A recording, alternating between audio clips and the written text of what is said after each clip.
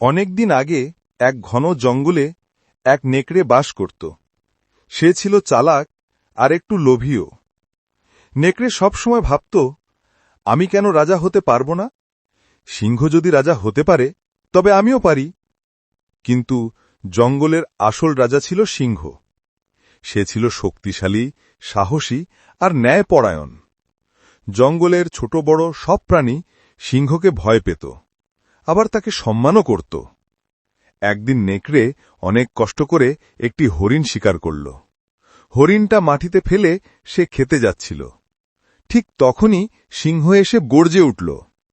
সিংহ বলল, এই জঙ্গলে শিকার আমার অধিকার, তুমি আমার অনুমতি ছাড়া খাবার খেতে পারবে না।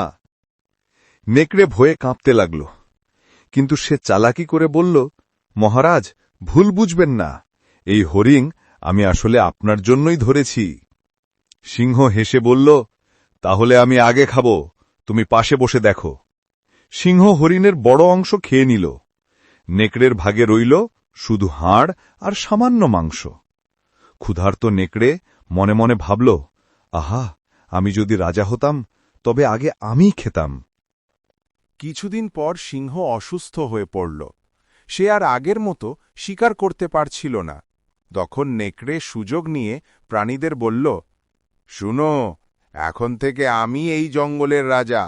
সিংহ দুর্বল হয়ে গেছে। অনেক প্রাণী ভয়ে চুপ করে রইল, কেউ প্রতিবাদ করল না। নেকড়ে আনন্দে দাপট দেখাতে শুরু করল। সে সবাইকে ভয় দেখিয়ে খাবার আদায় করত। কয়েক সপ্তাহ পরে সিংহ সুস্থ হয়ে উঠল। আবার সে শক্তি ফিরে পেল। এক সকালে সে জঙ্গলে বেরিয়ে এলো। প্রাণীরা খুশি হয়ে বলল, রাজা ফিরে এসেছে। নেকড়ে তখনও দাপট দেখিয়ে বলল, না, রাজা আমি, এখন থেকে আমিই শাসন করব।